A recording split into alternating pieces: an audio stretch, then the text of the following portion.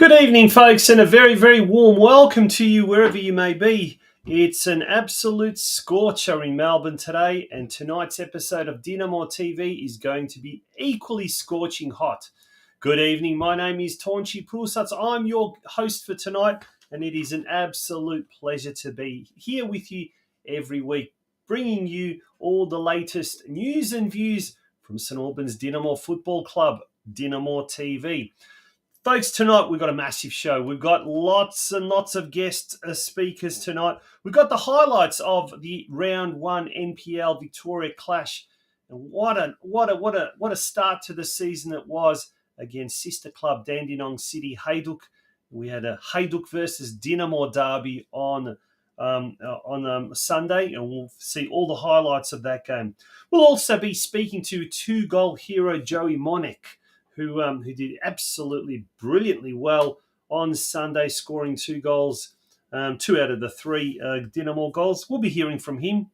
We'll also hear from the dynamic duo, Tuna and Berkey, the under-23s head coach Adam Tenanini and the under-19s coach Ian Burke as well. We've also got the under-14s boys junior NPL coach Devon Bond. They had a very tough game last week and against Western United. In fact, all of the junior boys had a very tough game day at the office against Western United. But some very, very interesting perspectives, I guess, from the under-14s coach, and we'll be hearing from Devon. And last but certainly not least, another dynamic duo, this time as far as the social events at Churchill Reserve are concerned. We'll be hearing from two of the organisers of this year's upcoming 50th anniversary gala celebrations. Stella Spoljard and Susie Illich will be joining us a little bit later on in the show. So lots happening, folks. Stay with us. Straight after this very, very short ad break, we've got the news desk. The IMD Group is regarded as one of the largest deliverers of concrete structure solutions in Victoria. Formed in 1994 by Ivan and Kathy Filipovic, their passion and commitment to getting the job done safely and economically has underpinned their success in the industry. IMD partners with large-scale building and construction companies in both the private and public sectors on projects large and small. With our corporate headquarters based in South Melbourne and storage yard based in the southeast suburbs, we have at our disposal thousands of square metres of quality materials, along with state-of-the-art lifting and crane equipment, enabling us to deliver the largest projects.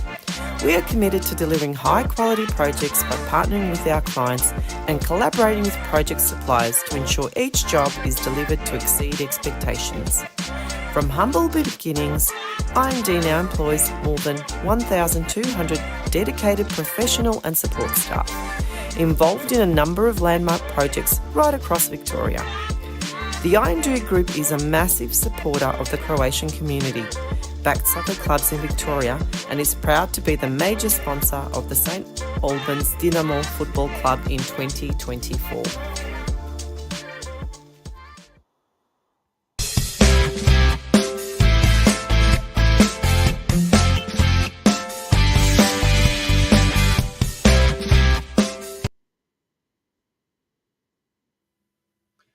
You are watching the DinamoTV, and it's time now for the news desk.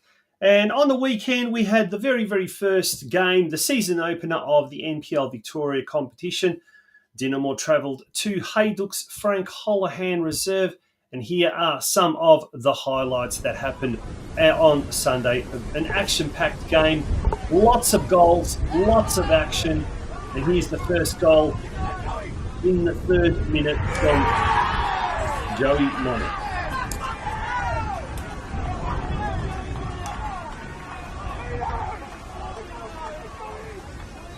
Platt with ball in hand. A 12-yard stare off.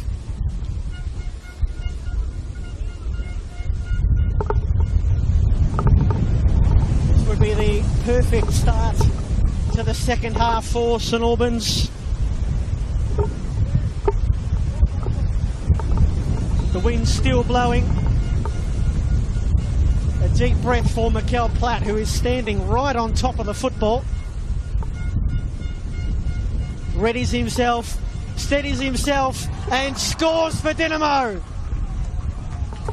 And just as they did in the opening 45, the boys from Fox Streets score early on in the second half. They're back in front.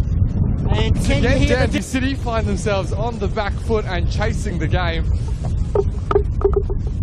Nick Tolios would no doubt love a response as brisk as the previous. Took just 3 minutes or so last time. And looking to repeat the trick this time. The shot comes in and Will Bowers done it again.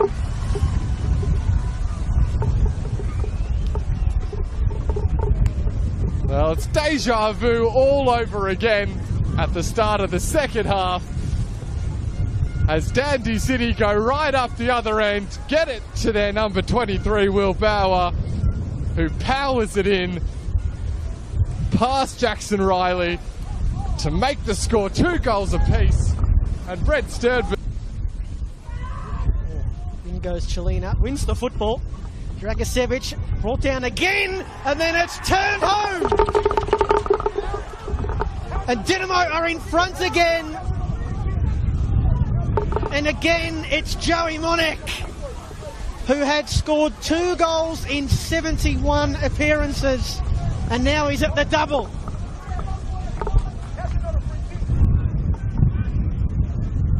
Well, if you're sitting back at home watching this one on the NPL Victoria YouTube channel, you would be crazy to turn it off.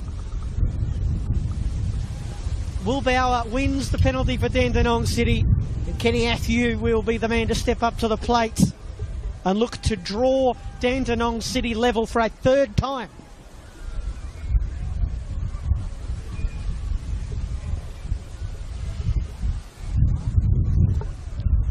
Kenny Athieu scored 8 goals last season, 3 from the spot. It's King Kenny. It's 3-3 at Frank Holohan. Right. Summerskill lofts it in. Not quite cleared by City. Exidius. A rock. Got to get it in there. Gergic. The second time of asking, perhaps. Here's Chelina. Through a sea of legs and then turned clear by Aparinos. And that's our first draw of the season. And it's a pretty fitting result, you have to say. A match. Yes, and a pretty fitting result. 3-3 to the 2 Croatian-backed clubs. Great entertaining match without a shadow of a doubt. It really was an incredible game. Certainly I guess if you're a neutral, that's for sure. Now all the attention turns to this weekend and this Saturday night at Paisley Park in Altona Magic, who probably would have been a little bit unlucky that they didn't get the 3 points against Melbourne Victory on Monday night at the home of the Matildas. They ended up coming away with a 1-1 draw, so both Magic and Dinamo will be looking for their first win of the season. The main game kicks off at 6:15 p.m. At Paisley Park. The under-23s will kick off at 4 o'clock and the under-19s will be playing at 1:45 earlier that day. So it is going to be a triple header of football. So certainly something to really, really look forward to. The under-23s, well, as far as against Dandenong City, the under-23s, they drew 3-3. And Anton Primorac scored 2. Alex Tsepiviroski scored an absolute stunner, an absolute perler. Tuna, Adam Tenanini, their coach, did supply us the VO footage, but unfortunately we just didn't have time to be able to edit that goal. But hopefully we will have that goal on our social media channels next few days. Ripper goal. The under-19s, unfortunately, they came away with a 2-5 loss to Dandenong City. Kyle Atkinson and Jonathan Galvan were the scorers for Dinamo. Now, throughout history, there have been some absolutely fantastic duos, some couples, duos, however you want to call it, who have really gone down in history. Suppose you had Laurel and Hardy, you had Abbott and Costello, you had Bonnie and Clyde. I guess even you had Moyle and Hassel, Tweedledee and Tweedledum. The list goes on and on and on. Well, here at Dinamo, we've got our very, very own, I guess, Tuna and Berkey. And the two head coaches of the under-23s and the under-19s respectively, well, they assumed the role of reporter and interviewee, and then they swapped over roles. Here's an insight into what happened last Sunday. So here I am with 23's coach Adam Fernandini. Tuna, how are we feeling after a 3-3 draw? Mixed bag of emotions, Berkey. It's only been 10 minutes since the game finished, and I was still trying to process it in my head. But we had a poor first half, and we were down 2-0 at half time, and got the boys in. And under these conditions, it's quite blustery out there, so I thought we could be a little bit more direct, which we did in the second half, and eventually found ourselves 3-2 up, which was extraordinary, but deserved, because we had a chance in the first half that we couldn't put away, and they continued in the second half. We started putting them away. But disappointing then to then concede in the last 5 minutes to what was an individual error for us. But look, we played against a team that finished third last season. They retained a lot of their squad. Also added in a couple of some quality boys into that squad as well. So look, away from home first up, our team rarely played together as a unit. So I guess in the end, I should be happy with it. Yep. And some good additions there that dropped down from the seniors that helped you out? Yeah, definitely. Jocko Molina and Jerome Jaron had great games. Sometimes with their senior boys when they drop down, they're either looking not to get injured or not getting 100%, but they put in 150% today and really shine. Nick DeBono, Nicholas Murray and Alex Epusovsky also contributed greatly. Murray scored a ripper goal there for the third one. So you're very happy with those five boys' progress, which will obviously provide that feedback to Cam, but also the rest of the boys. The rest of the boys all dug deep, and there's promising signs for the rest of the season. All right, we'll go and process all of that, and then on to next week at Altona Magic. Thanks, Berkey. On to Magic next Saturday night, which should be great. Here with under-19s coach Ian Berkey. Tough away assignment pre-game, and proved tougher in the 90 minutes. Yeah, definitely did. Look, I don't think we played terribly, especially in the first half, to come in at 3-2 down. But it's a recurring theme for these boys that we're... actually, I won't say what it is because other teams might be watching, but the boys know the mistakes that we're making, and there's a little bit of individual error in there as well. But yeah, work in progress, I guess. So to lose 5-2, I don't think the score really reflected the game, but certainly in the second half we dropped off and we let them play. So it's what it is. Move on to next week. Some promising signs though out of that result were some of the youngsters pushing through from the under 17s. Oh, definitely. What's their progress been like? So Nicholas Magozo was best on ground up until half time, and we had to take him off, and he had to get back to Dinamo and help out the 17s. He was playing a great game, so disappointing that we had to take him off, but I sort of partly understand how that works. But for such a young talent, he's just flying. Every time he's come to the pre-season, he's been unbelievable. So really looking forward to him. Becky Gagai came in, played centre back, didn't do too much wrong. Gave us half an hour at the end, and we know from the pre-season there's plenty of boys from the 17s that can come and step up at any stage. So maybe some of these boys in the 19s need to be looking behind them, because the boys come from behind are the ones that are really keen for it at the moment. It'll be good to push up some of them permanently as well at some stage into the season, whether it's JP now or during JP pre-qualification. But so I guess the positive out of the result, would you agree that we have some boys underneath that can certainly shake up the squad a little bit? Yeah, we do. And look, even so, when the fifth goal went in, there was about 15 minutes to go, and you could see the heads drop. And I said to them, we're not throwing the towel in. And to the boys' credit, they just kept going. So it wasn't pretty, it wasn't great. Conditions were hard to play in out there, and maybe we didn't adapt quite as well. We were a little bit naive in certain situations of the game, but you can't fault the fact that the boys just gave everything until that final whistle. So certainly positive, and we'll move on to next week against Magic. Yeah, Magic for both of us next week. So hopefully we can both get the first win. That's the plan. Adam Tenanini and Ian Burke. Hopefully that can become a regular feature of DinamoTV each week. Okay, other news happening around the traps. Well, first of all, the car and bike show that was scheduled for this Sunday has been cancelled due to all the construction works currently happening at Churchill Reserve. For those that have been to Churchill Reserve recently, yep, you'll see all of the construction that's going on around the main pitch. Earlier today, Football Australia unveiled the Australian Championship. That is what the national second tier is going to be known as. And I guess that's what the is going to be known as. Yeah.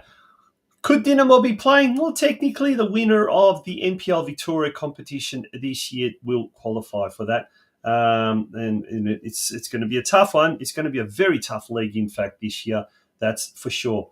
All right, we're going to take a very, very short break. Look, after we return, we'll be looking at the JB NPL round 2 games that were played over the weekend. And we'll also hear from the under-14s coach, Devon Bonney.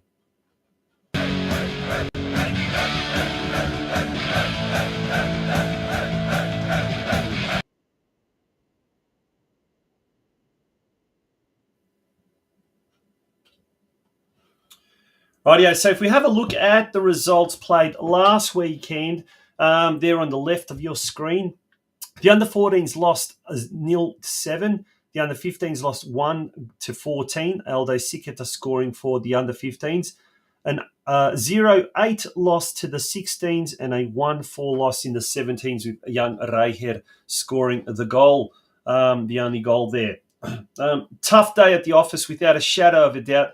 But it's games against quality opposition. That's where our boys are able to really learn. And it's up to the coaches, and it's up to a very good coach to be able to instill some really valuable lessons and extract some very valuable lessons. And the under-14s coach had some very interesting things to say post-match. I caught up with him straight after the match.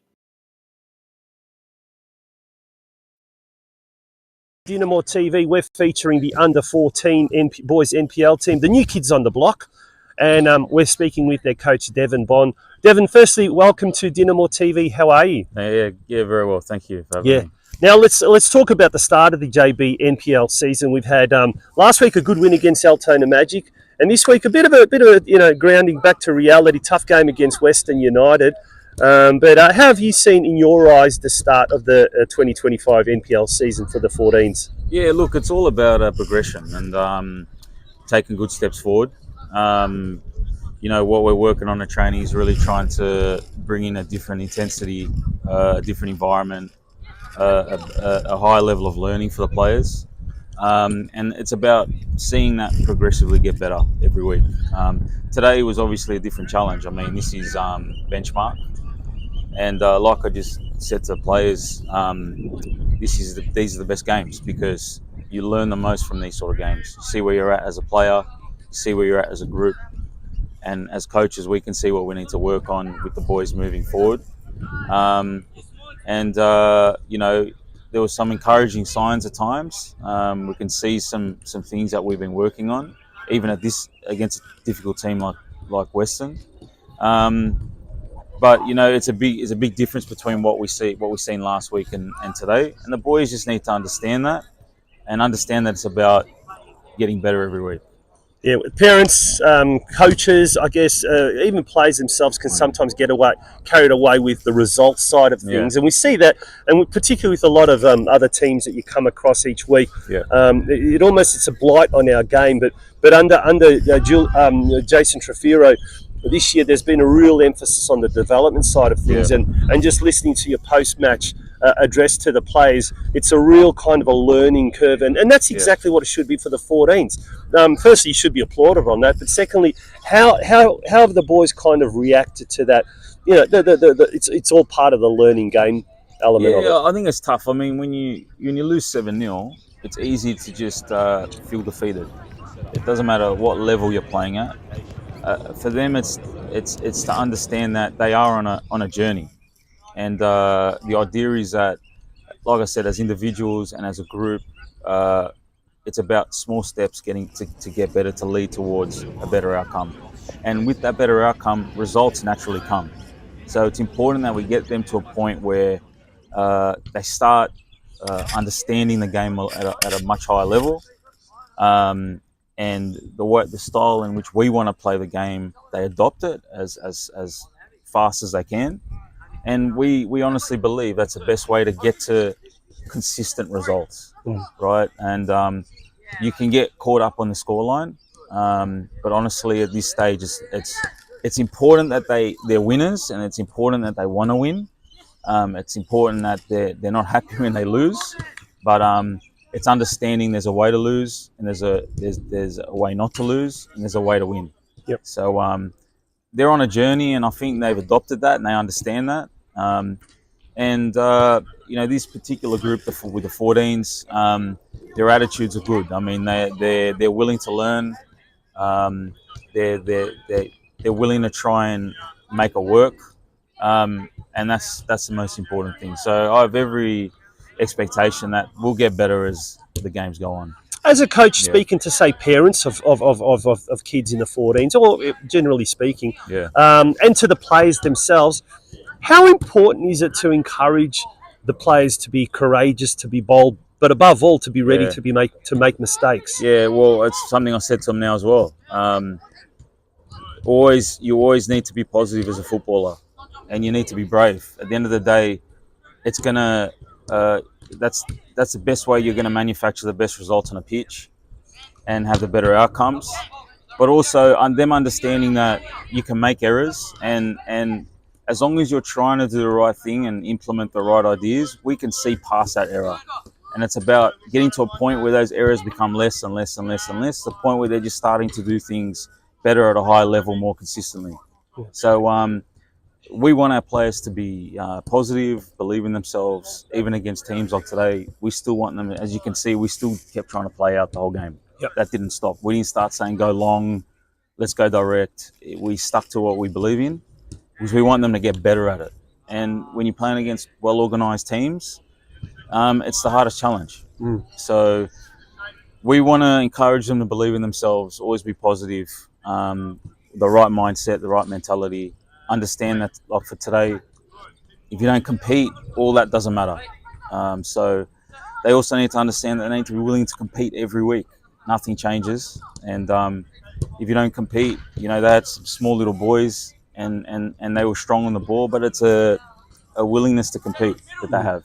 Now, it's a difficult year because it's a transitory year, going from under 13s to under 14s and 9v9 box to box to a full ground concept. Tactically, how do you go about teaching the kids to make it a habit of thinking in the 11v11 style instead of the 9v9 and keeping us so cramped?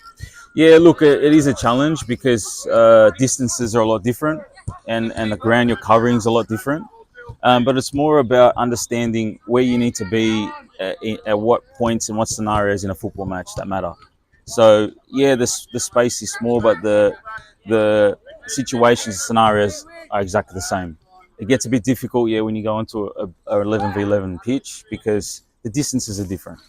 But if they have that, they start learning that game understanding of space, how to utilize it, how to minimize it.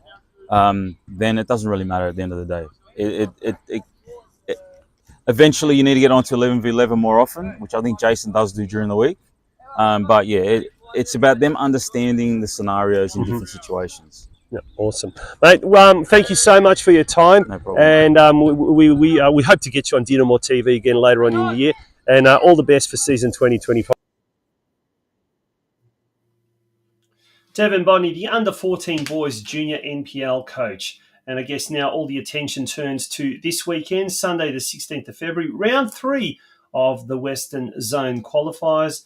Dinamo's boys will be travelling down the Princess Highway to Geelong, where they will take on Geelong Soccer Club at Stead Park. The under-14s kick off at 9:30. The under-15s follow them at 11:10. Under-16s then will be playing at 1 p.m. and the under-17s will conclude the day's football at 3 p.m. All those games will be played on the main pitch, pitch number 1. All right, when we return, we'll be catching up with Joey Monek from the seniors.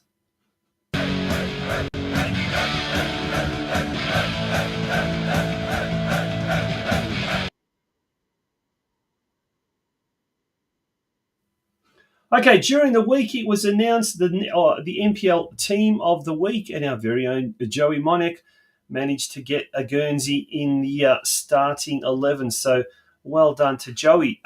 Just last night, after their training session at Churchill Reserve, I caught up with Joey, and this is what he had to say. Welcome to DinamoTV, Joey Monek. What a way to start the season with 2 goals, mate. From a personal point of view, how did you see Sunday's game against Dandy Hayduk?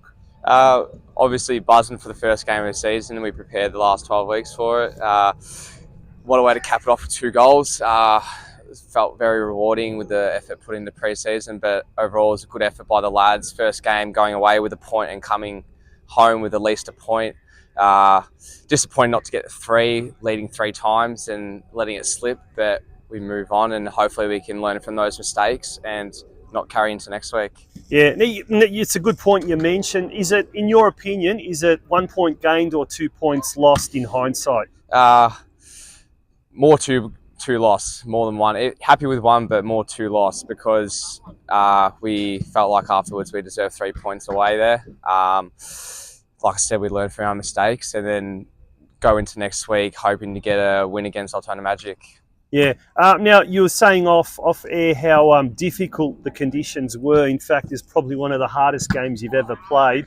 What made it such a difficult game to play? When the ball was up in the air, like the wind was going sideways instead of up and down one way. So when the goalkeeper kicked the ball, within 5 seconds, it's gone 20 metres to the right, 20 metres to the left. So when it was in the air, you just had to be really on your toes, judging which way the ball was going to go. So it made it challenging, a bit scrappy. Like we wanted to play out a bit more than what we did, but in those type of conditions, I feel like we had a bit of control in the game, and then we're unfortunate to get a better result. Yeah. Before we look ahead to this week's game, it's a whole new look squad. A lot of new players have come in. How have the new boys integrated with the existing players under Cam? Settled in nicely. Cam's brought in boys he feels fit the way we wanted to play this season, and they've come in. There's been no problems. Everyone gets along, bonded really quickly, and you saw that through the weeks in pre-season leading up. The squad kept going stronger and stronger each week, and I think just everyone in total was buzzing, coaching staff, everyone around the club for the first game of the season, and yeah, can't wait for next week. Yeah, next week, speaking of next week, or this week, Altona Magic, they'll probably be unlucky as well that they didn't get the 3 points against Victory on Monday night. But they're always a tough team, obviously, at Paisley Park. But what are you expecting from this game on Saturday night? Expecting a battle. I think they have a kind of new squad as well, so similar to us, go into the game not knowing really how they're going to play, so just have to turn up on the day and try and get the better of them. Yeah. What about the league as a whole? Some big crowds, some big games in round 1, and there seems to be a real excitement about NPL Victoria 2025, especially with the inclusion of Preston Lions and Melbourne Victory. How are you, as you know, as you know, like someone who's played in the NPL now for quite a few years? How are you looking forward to this season? I'm looking forward to it. When you look at the squads of every team, it's very strong. Like you're looking forward to playing every team. Like you said, Preston coming up when we versed them in pre-season game. The crowd they had in pre-season was crazy. So looking forward to going and playing away there because it'll be an even bigger crowd. Just that atmosphere, a new feeling. Never played there before. Victory coming up as well. It's good for them. And yeah, boys, big signings going to other clubs, and then yeah, it's just good to verse those top 6 from last year and see how we can match against them. So it's going to be a good challenge. Yeah, and what's the aims for the season, both from a team point of view and also from you personally? Finals would be nice. I've been up, stayed up, been relegated a few times. Making finals would be a big achievement for the club and for me personally. Making finals, having not experienced that, it would be a good feeling, and just keep working hard in the season for myself and just keep improving. The coaches trust us to do what we can, and then hopefully we can deliver. Yeah, the first few weeks is going to be difficult, obviously playing away from here, from Churchill Reserve, because the main pitch is still being renovated, so to speak. Is that going to be a tough thing, or is that going to be, greater scope of things towards the end of the season when you have a little bit more home games? Is it going to balance itself out? But how are you prepared for the first few rounds? And they're all going to be tough games, aren't they, against top 6 opposition? Yeah, I think from last season's top 4, we got all of them in the first upcoming 4 weeks. Gosh. So it's going to be tough, but like I said before, every game, take it as it comes. It's a challenge for us. We're up for it. With the main pitch, everyone's buzzing for it to be finished, and when it does, we've got to make sure we own it. It's our terrace now, so we make it our ground. No one wants to come here and play, so it's like a new clean state, and then hopefully we can have a winning record on it when the time comes to play on it. Well, Joey, congratulations on your 2 goals in round 1 against Hayduk, and all the very, very best for Saturday night against Altona Magica. Paisley Park should be a ripper. Thank you very much.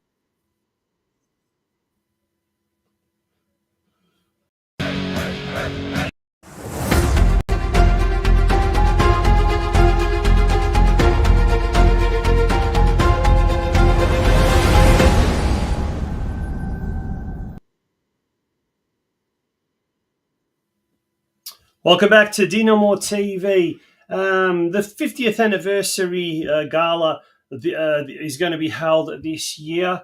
Save the date. It's Saturday, the 12th of July, 2025.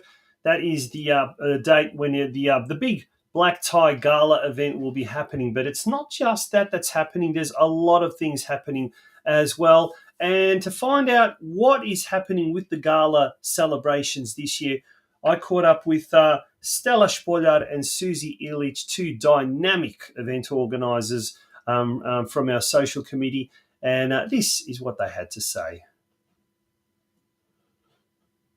Welcome to DinamoTV, to the social dynamic duo here at Dinamo. First of all, ladies, how are you? Stella Spoljard and Susie Illich. Stella, firstly to you, how are you? I'm well, thanks, Taunchy. Really excited about Dinamo's 50th year this year.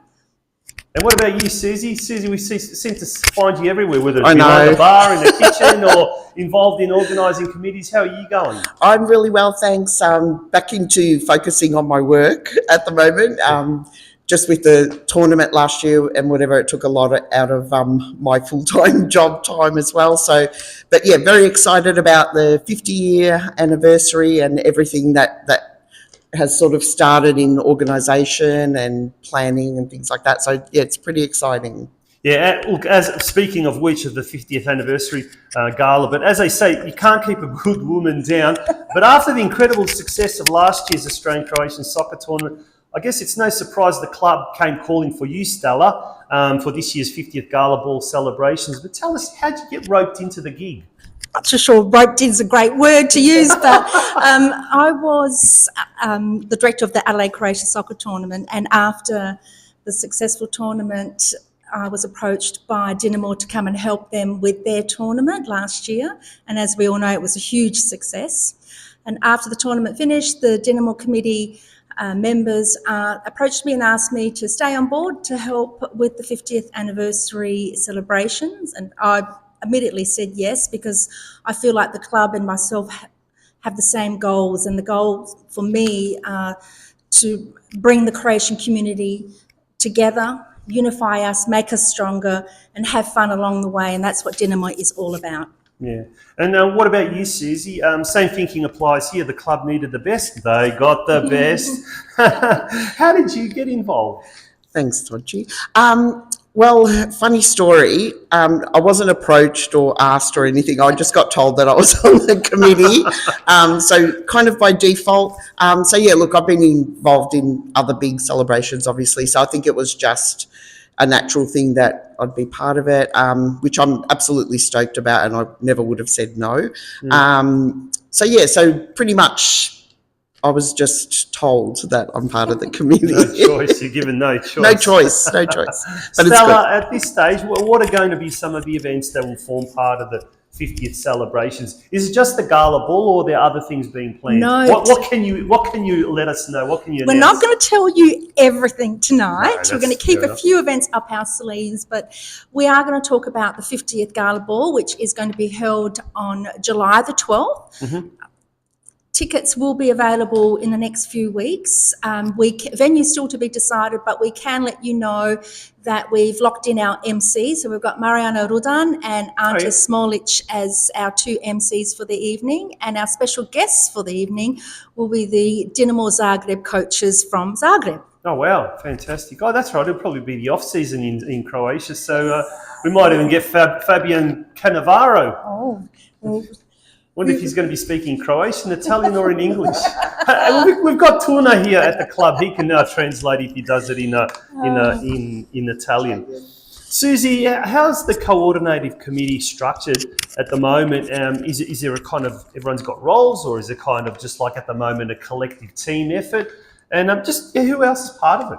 Okay, so basically we've got various people part of it. So there's Dinamo people, we've got HZ people, Gorspic Bears, Wednesday nights, Vukovar. So everybody we've got representation from most of the Dinamo group and outside of the group as well. So basically we are just working as a collective. We are... We sort of brainstorm all of our ideas and, we do around the table conversations. And then from there, we'll be allocating tasks to various people. Yep. So at the moment, it's all sort of a group. Various people are going off and getting quotes and, all the natural sort of things. Typical Croatians, we hate authority, don't we? We hate that centralised Well, authority.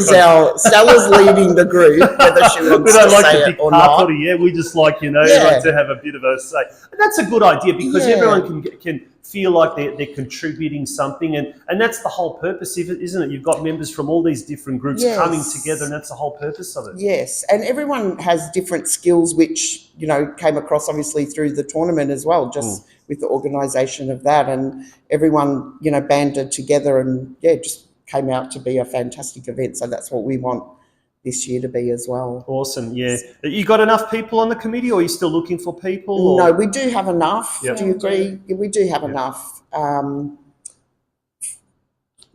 guess it's one of those things, you don't want too much in the coordinative side, but when it comes to actual event and having volunteers, you'll probably no doubt have that call for the Blue Crew to be coming back. 100%, our good old Blue Crew.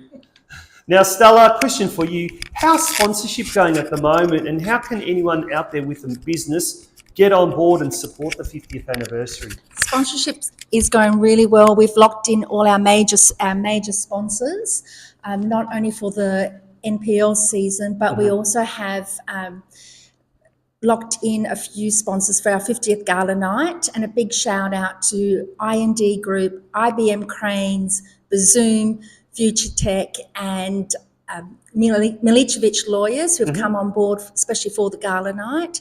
But we're always asking and looking for new sponsors. So please feel free, if you see Susie or myself at the club or any of the committee members, come up and say hello, introduce yourselves, and we're happy to have a chat. And as was evidenced by the Australian Croatian soccer tournament, gosh, speaking to a lot of the sponsors, they really felt like they were part of the event, and they really got their value for money, and it was just something that they felt privileged and honoured to be a part of, wasn't it, Stella? They were, and on the back of that, what we've decided this year is to have a Dinamo in Business Day. So we're going to invite all our sponsors and also potential sponsors and have a bit of a networking day. So something that we haven't done at the club before, but something in our 50th anniversary we thought we'll go ahead and do. Yeah, awesome. Now, Susie, we mentioned the volunteers, the Blue Crew, the famous Blue Crew squad from the tournament. More than 300 plus. What an amazing group of people that was, a collective group of people.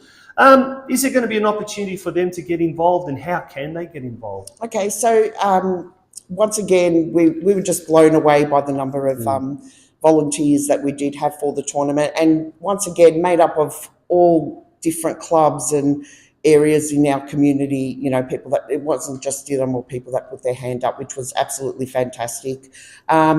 Just watch out for on our socials, and we'll do a call out if we need sort of help with anything going forward. It's still early days Yeah. in the planning, but we'll definitely reach out if we need help. Yeah, And well, I there's know we've heaps of time to go. I mean, before you know it, though, it will arrive, but there's plenty of time to go. And that's the great thing. It seems that you've really started the planning nice and early and not leaving anything for last minute. Yes. Any last words, ladies? Stella, firstly to you. Yes, definitely. Just want to talk about some other events that we're having at the club. I did mention earlier that the Dinamo Zagreb coaches will be our special guests for the gala night, but they will also be holding a camp here at Dinamo. The dates are July the 7th to the 11th. More details to follow, so please look out on our social media pages for pricing and also around the club. We're also doing a 50th anniversary book, which we hope to have at the gala night. That's our vision. But the 50th anniversary book will consist of the history of Dinamo. Wow, so that's awesome. we're calling out, again on our social media, but we're calling out to anyone who has any memorabilia or any news clippings or photos. Please bring them to the club or get in touch with someone from the committee so that we can have a chat to you and see how we can organise having them scanned and inserted into the 50th anniversary book. We're also having another ladies event. I'm sure the ladies out there are going to be excited after the huge success at the tournament.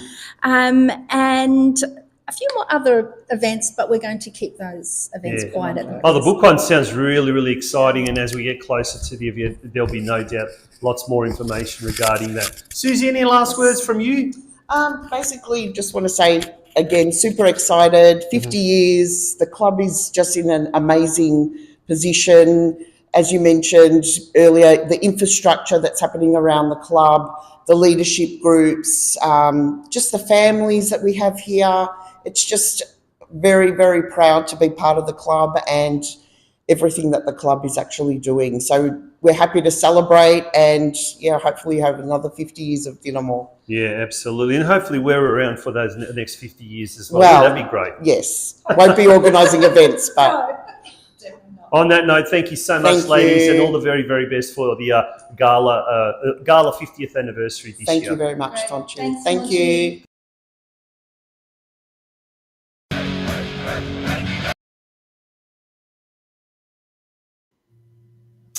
And that brings us pretty much to the end of this week's DinamoTV. Before we do go, a little notice.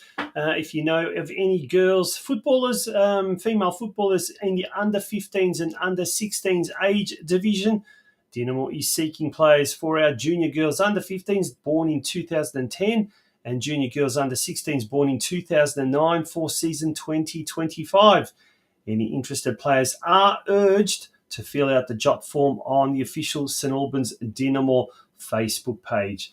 Don't forget about Saturday night down at Paisley Park. Yours truly will be behind the microphone commentating the game, so I look forward to that. And in the meantime, I look forward to seeing you next Wednesday night for another episode of DinamoTV. My name has been Taunchi Prusats. It's been a pleasure being with you tonight. Good night.